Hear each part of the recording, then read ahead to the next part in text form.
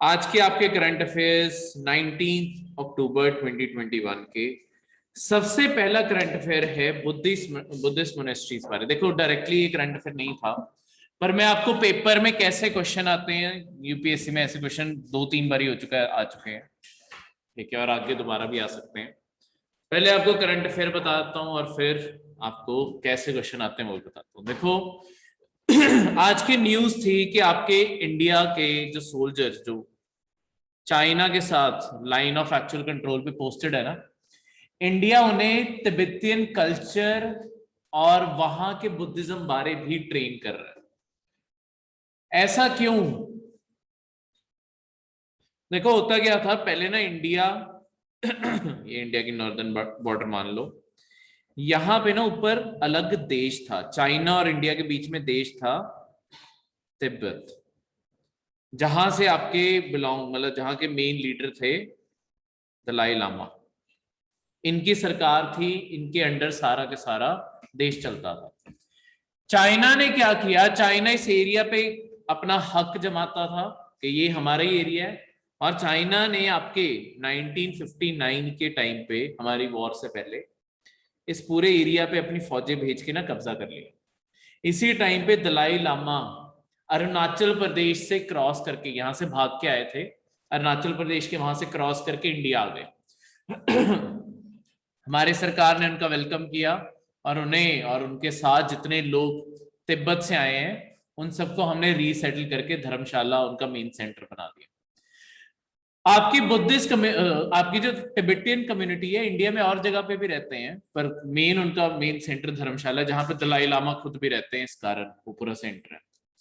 अब आज भी ये जो तिब्बत है ना, चाहे यहाँ पे चाइना ने कब्जा कर लिया, तिब्बत के अंदर ना पीस नहीं है, क्योंकि तिब्बत के अपने लोग चाइना का रूल एक्सेप्ट नहीं करते।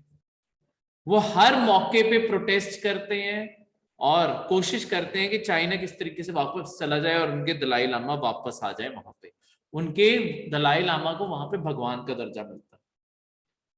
तो वो दलाई लामा ने कुछ भी कह दिया तो वहां पे वो 100% मानना ही जाएगा हर पर्सन द्वारा।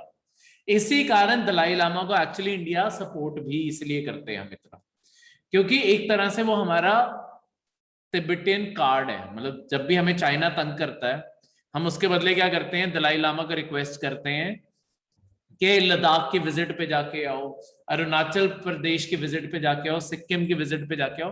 मतलब ये चाइना बॉर्डर पे उन्हें रिक्वेस्ट करते हैं कि यहां जाके आओ, क्योंकि जैसे ही अगर बाई चांस यहाँ की न्यूज तिब्बत में कभी फैलती है ना कि दलाई लामा इतनी पास आके गए हैं, वहां पे हलचल और बढ़ जाती है लोगों की, ठीक है, और उससे चाइना के ऊपर प्रेशर क्रिएट होता है, जो चाहता है वहां पे शांति हो जाए, उसका रूल इस्टेब्लिश हो जाए, लोग फिर से दलाई लामा के उसमें फिर से चल पड़ते हैं।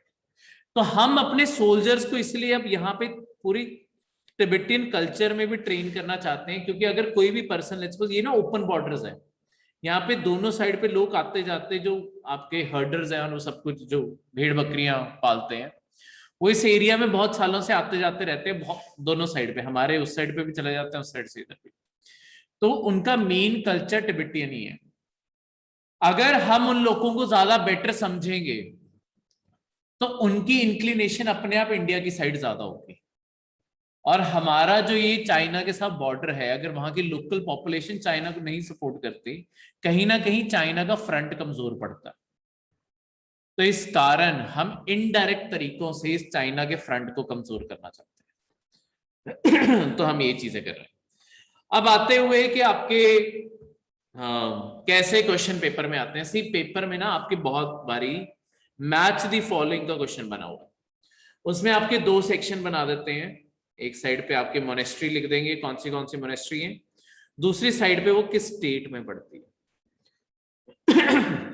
ये ना कुछ इंपॉर्टेंट मोनेस्ट्री है, और इनमें से बहुत सारे नाम आपके पेपर में आए भी हुए हैं, जैसे रुमटेक आया हुआ है, तवांग आया हुआ है, टाबो आया हुआ है, की आया हुआ है, माथो आया हुआ है। ये सारे आपके पेपर में, ये जो आपके 5 मैंने मार्क किए ना, ये 5 बहुत बार पेपर में आ चुके हैं। ऐसे ही मैच दी फॉलोइंग, कभी 3 आ गए, कभी 4 आ गए, आने को मैंने कुछ और भी इंपॉर्टेंट लिस्ट कर दी है, तो इसे हमने याद रखना है, ठीक है। जैसे तवांग आ जाएगा अरुणाचल प्रदेश में, ठीक है, रुमटेक सिक्किम, ठीक है, की आपकी स्पीति वैली में पड़ती है हिमाचल प्रदेश में। ठीक है, घूम वेस्ट बंगाल। तो ऐसे आपको डायरेक्ट मैच, यहाँ तो ये क्वेश्चन आ सकता है इनमें से कौन सा सही नहीं मैच किया हुआ, या ये क्वेश्चन आ जाएगा सही मैच करो। उसमें क्या होता है, एक साइड पे आपके ऐसे दिया होता है A B C, let's suppose कोई भी दे दी, तवांग, रुमटेक और एक घूम कर देते हैं, ये होगी। दूसरी साइड पे 1 2 3 करके दिया होगा आपके, मैं दूसरे एक्चुअली उसी पे, चलो ऑप्शन उस सेट बना दूंगा। तो यहां पे लिखा होगा अरुणाचल प्रदेश, सिक्किम और आपका वेस्ट बंगाल। ठीक है, फिर नीचे ऐसे पूरे के पूरे, मैं आपको क्वेश्चन ही कैसे बनता है मैं पूरे क्वेश्चन बना के दिखाता हूं।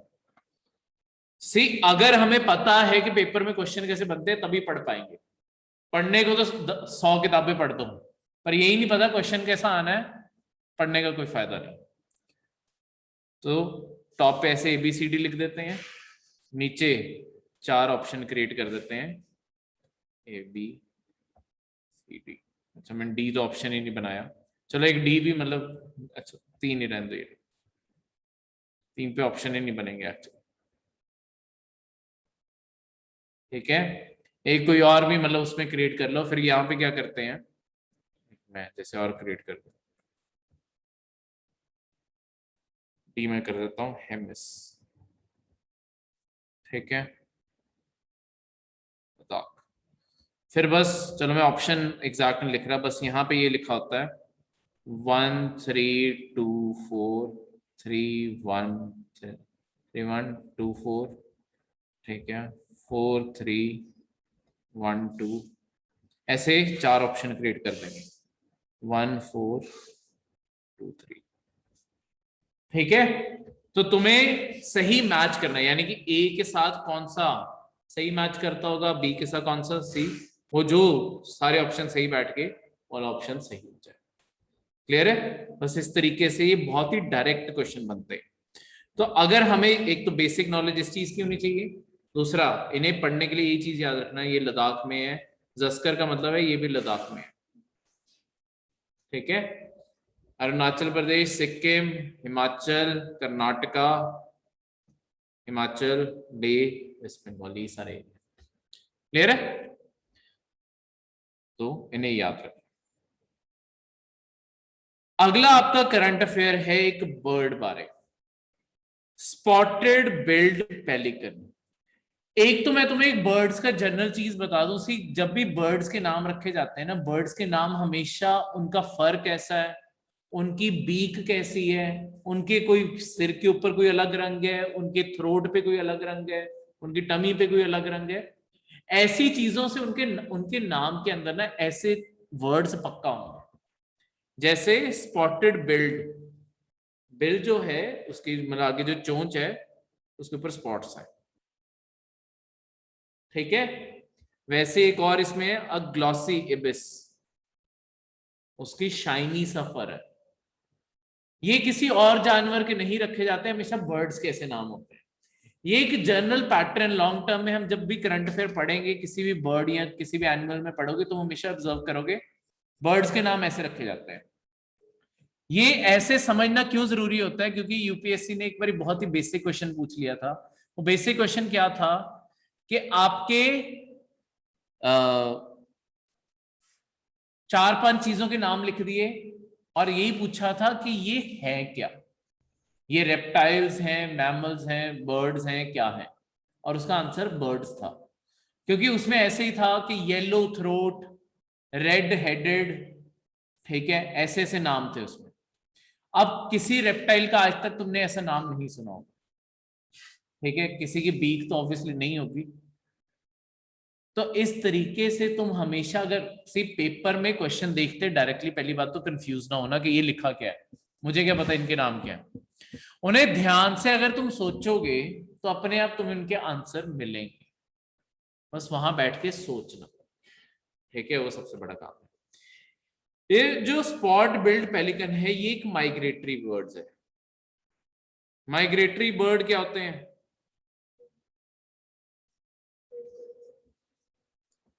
जो सीजन में एक जगह से दूसरी जगह जाते हैं और सीजन खत्म होने के बाद वापस भी आते हैं।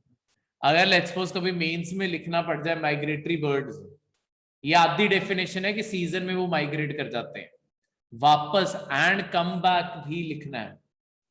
ठीक है, तो ये छोटी छोटी चीजों का हमने ध्यान रखना है।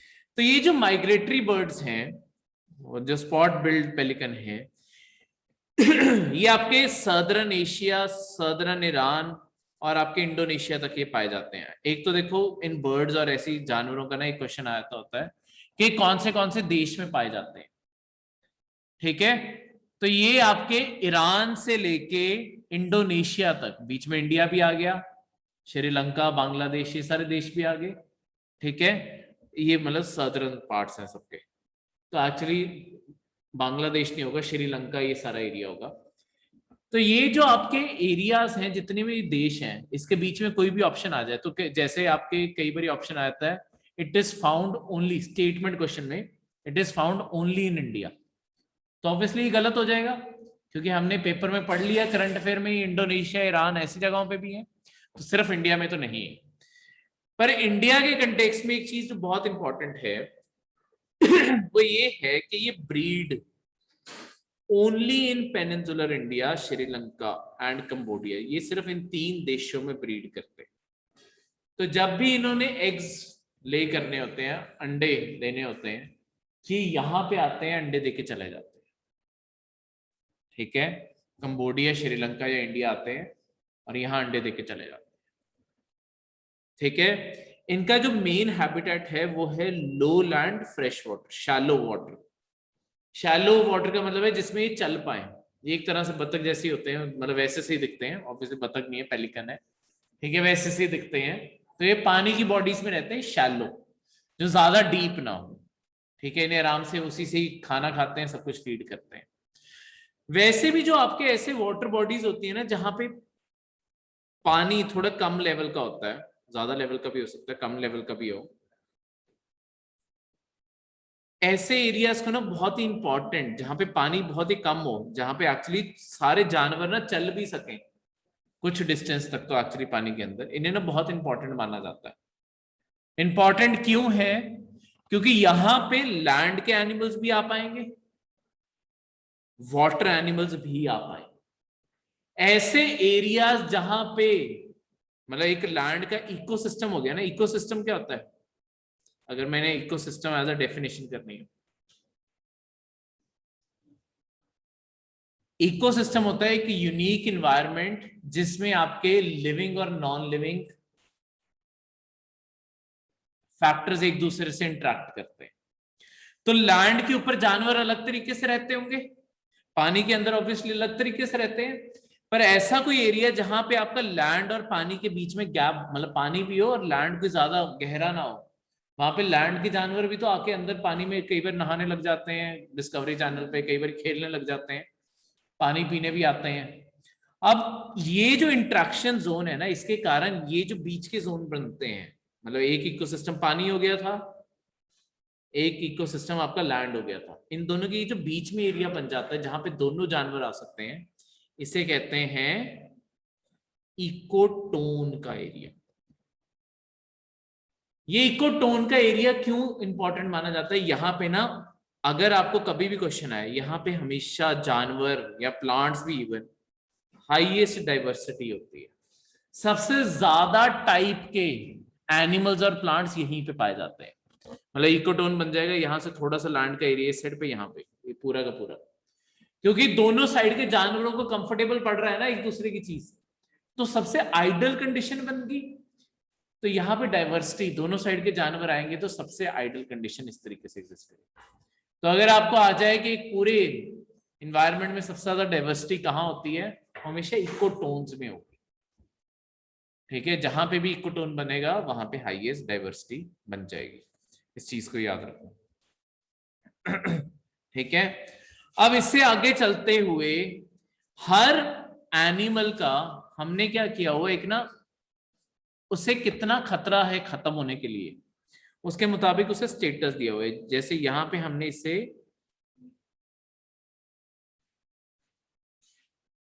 नियर थ्रेटन्ड कर दिया, ठीक है। पहले वल्नरेबल था, इसे नियर थ्रेटन्ड कर दिया। अब ये स्टेटसेस है क्या और कौन देता है? इन्हें देता है IUCN करके एक बॉडी है, international union on conservation of nature. International union on conservation of nature, IUCN, ठीक है।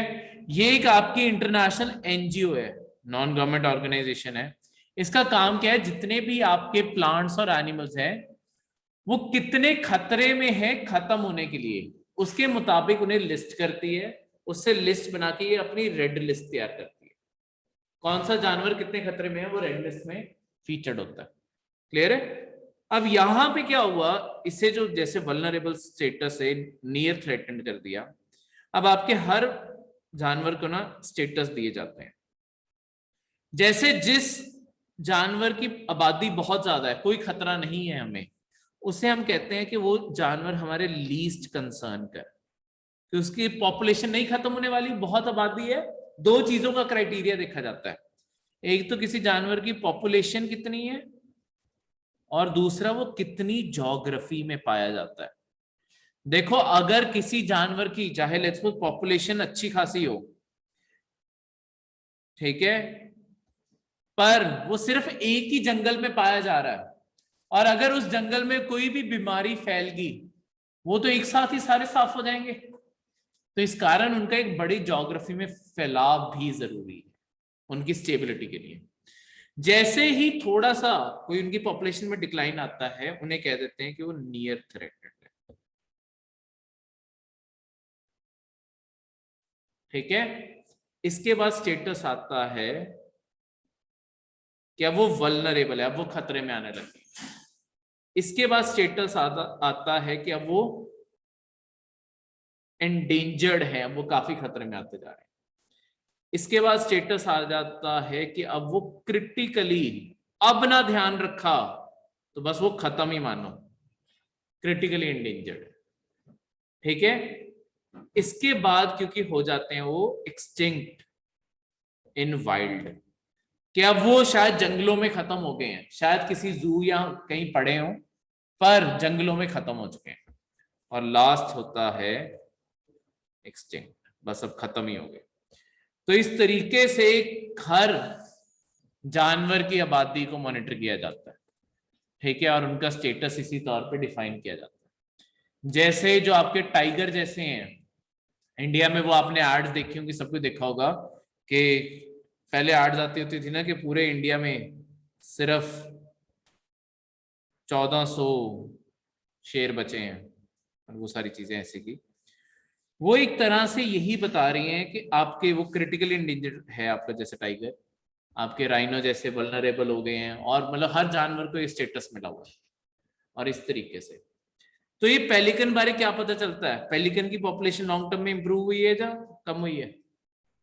इंप्रूव हुई है। देखो वल्नरेबल से अब ये नियर थ्रेटेंड हो गया, यानी कि इसकी आबादी बढ़ गई है। तो ऐसा नहीं है कि दुनिया में कंजर्वेशन नहीं हो रही, कई कंजर्वेशन के कारण पॉजिटिव इफेक्ट भी आ रहे हैं, इनकी आबादी ग्रो भी कर रही है कई जानवरों की, उनमें से ये भी है।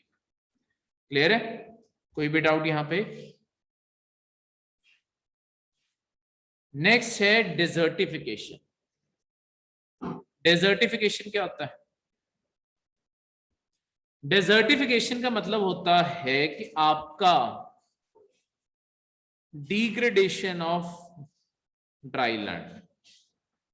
देखो डेजर्टिफिकेशन और एक और वर्ड है, उससे कभी कंफ्यूज मत कर देना, कभी पेपर में आ सकता है, एक्सपेंशन ऑफ डेजर्ट्स। ये दोनों वर्ड का एक दूसरे से कोई रिलेशन नहीं है। डेजर्टिफिकेशन सुनने में लगता है कि डेजर्ट से कुछ रिलेशन होगा, पर इससे आपस में कोई रिलेशन नहीं है। डेजर्टिफिकेशन का मतलब है कि जो आज फर्टाइल जमीनें हैं, जो उपजाऊ जमीनें हैं, वो धीरे धीरे बंजर बनती जा रही है। उसका ये हो सकता है क्योंकि क्लाइमेट चेंज हो रहा है।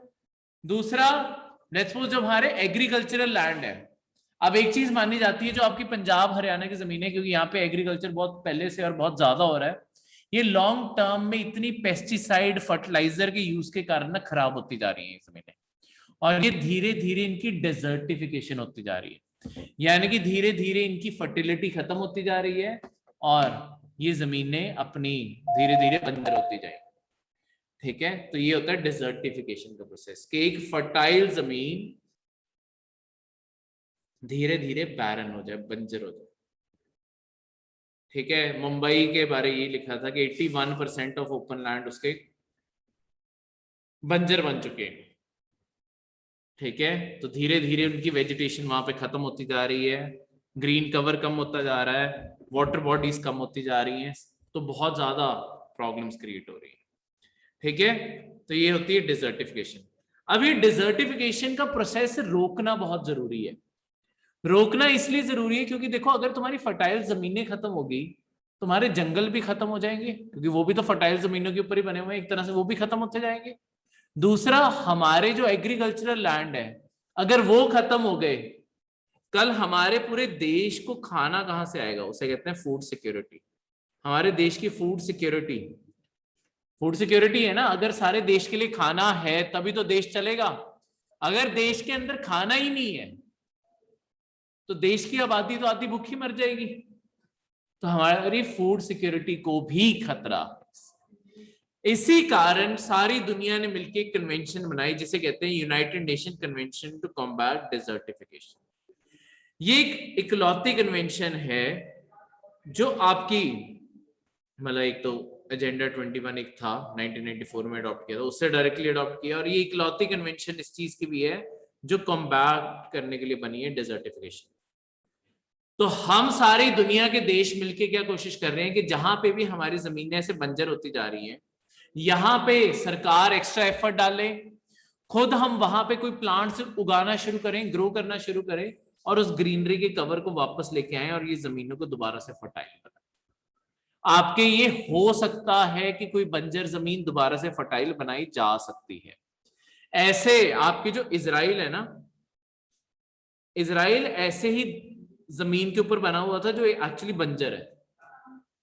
ठीक है, बिल्कुल ड्राई जमीनें थी वहां पे इजराइल में, पर इजराइल के लोगों ने वहां पे जो टेक्नोलॉजी लगाई है, एफर्ट लगाया है, आज इजराइल की पर एकड़ प्रोडक्शन देखोगे ना, वो आपके मतलब इंडिया में राइस, मतलब इंडिया का वीट बोल अगर देखो, पंजाब हरियाणा जो है, यहाँ के पर एकड़ से भी ज्यादा इजराइल उगा रहा है, और वो सूखी जमीनों पे उगा रहा है, क्योंकि उन्होंने अपनी जमीनों को इतने अच्छे से ट्रीट करके बना लिया है।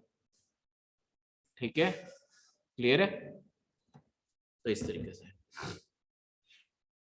अब इजराइल के सिवा अब इजराइल हेल्प कर रहा है, जैसे जॉर्डन की भी, उसके साथ ही देश है जॉर्डन, उसकी भी हेल्प कर रहा है कि वो भी ऐसे जो उसकी जमीनें खराब हो चुकी हैं उसे वो फर्टाइल कन्वर्ट करे। तो इंडिया भी लगा हुआ है, पर हमारे यहाँ पे प्रोसेस स्लो है। ठीक है, क्योंकि सरकार का मेन फोकस नहीं है इसके ऊपर, तो कहीं ना कहीं फर्क पड़ता है। क्लियर है? अब आपका अगला करंट अफेयर है आपके जुडिशियल एक्टिविज्म बारे। जुडिशियल एक्टिविज्म क्या होता है? देखो, जो हर चीज अगर आपके ना, डेमोक्रेसी बनी कैसे है, पहले उनकी दोबारा से बात कर ले, मतलब जिन्होंने पहले पढ़ा हुआ है, जो नहीं पढ़ा पहली बारी। देखो, आपके पूरी गवर्नमेंट के 3 हिस्से होते हैं। कौन से 3 हिस्से? लेजिस्लेचर, एग्जीक्यूटिव और आपकी जुडिशियल। लेजिस्लेचर का काम होता है टू मेक लॉज, एग्जीक्यूटिव का काम होता है टू इंप्लीमेंट लॉज। अब इससे एक चीज देखो, आपकी ना जनरल बेसिक अंडरस्टैंडिंग के ऊपर कितने ज्यादा क्वेश्चन बन जाते हैं। अब ये इतना बेसिक सा कंसेप्ट है कि गवर्नमेंट के 3 हिस्से होते हैं, मतलब जब हम पॉलिटी पढ़ते हैं, पॉलिटी पढ़ने के बाद एक बेसिक कंसेप्ट है कि गवर्नमेंट के 3 हिस्से हैं, जुडिशरी, एग्जीक्यूटिव, लेजिस्लेचर।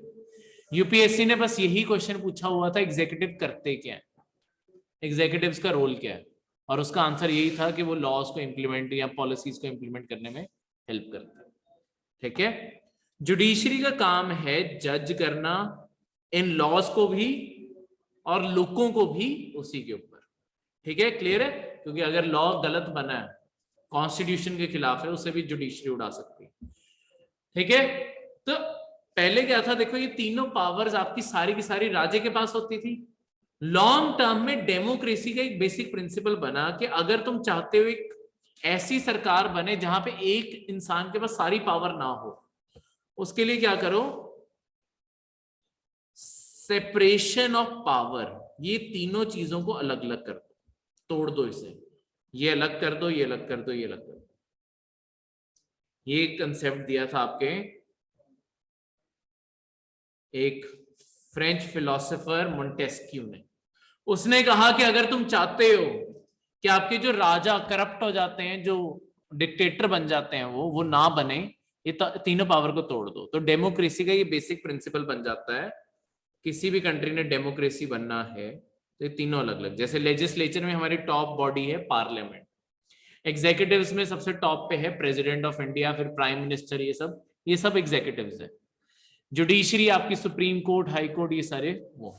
ठीक है, अब होता क्या है, देखो जुडिशरी की पावर ना अपने आप बहुत ही अलग है इन दोनों से। इन दोनों की पावर ना डिफाइंड है कि क्या क्या कर सकते हैं।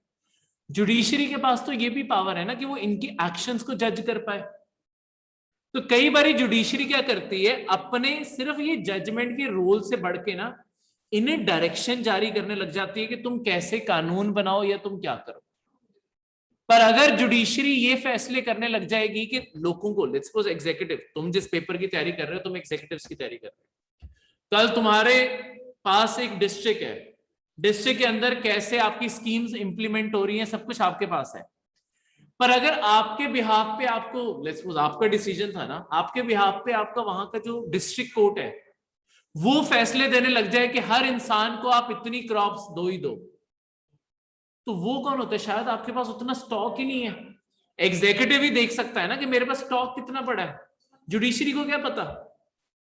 जब जुडिशरी अपने नॉर्मल काम से आगे बढ़ के लेजिस्लेचर और एग्जीक्यूटिव के काम में दखल अंदाजी करने लग जाती है ना, उससे कहते हैं जुडिशियल एक्टिविज्म या जुडिशियल एडवेंचरिज्म।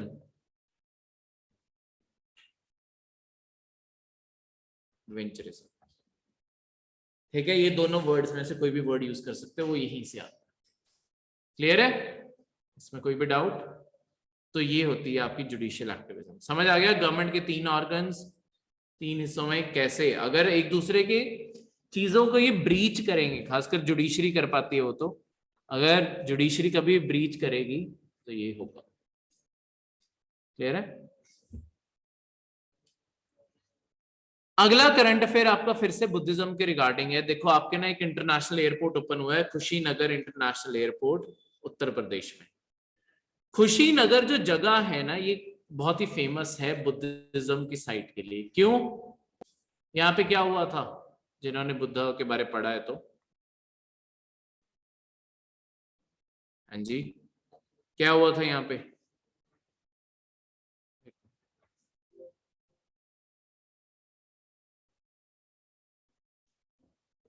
हाँ, नहीं नहीं नहीं, नहीं। बुद्धिज्म की देखो आपकी ना कुछ अलग अलग साइट्स मशहूर है। सर जैसे बुद्धा ने अपना जो जहां पे बैठ के नॉलेज प्राप्त की थी, वो कहाँ था, और कौन सी जगह है? बोध गया। उसके बाद जहां पे उन्होंने अपना पहला लेक्चर दिया था, उसे कहते हैं फर्स्ट सरमन, जो पहला लेक्चर दिया था वो कहाँ दिया था? सारनाथ। वैसे ही जो बुद्धा की डेथ हुई थी ना, वो हुई थी कुशीनगर।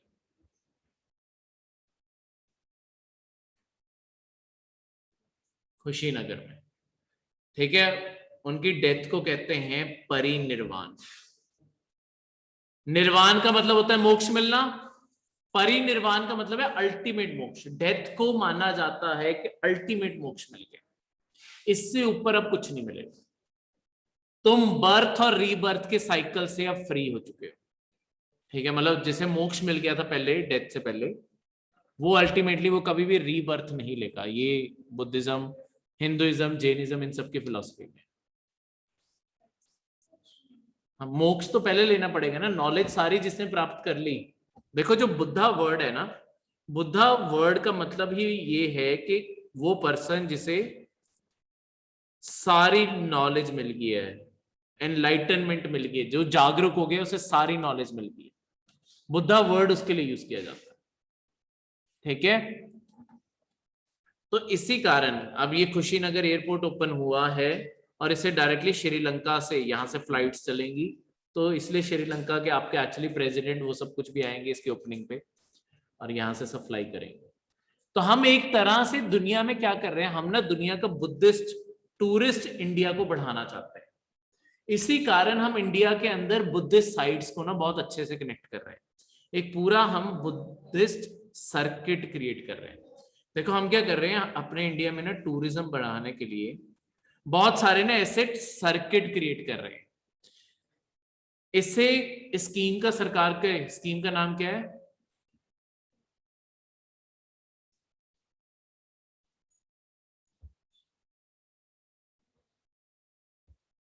सरकार की ना एक स्कीम है स्वदेश दर्शन स्कीम।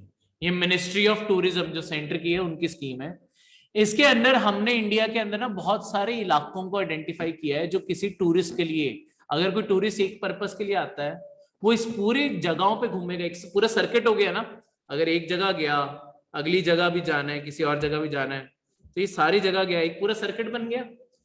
जैसे हम राम सर्किट बना रहे हैं, कृष्ण सर्किट बना रहे हैं, बुद्ध सर्किट बना रहे हैं, ठीक है, हिमालयन सर्किट बना रहे हैं। अब जो टूरिस्ट बाहर से स्पेशली हिमालयस देखना आना चाहता है, अब ऐसा तो है नहीं सिर्फ उसे शिमला दिखा दें, हिमालयस के अलग अलग रूप है, जम्मू कश्मीर, उत्तराखंड, और हर जगह पहाड़ अलग अलग टाइप के हैं।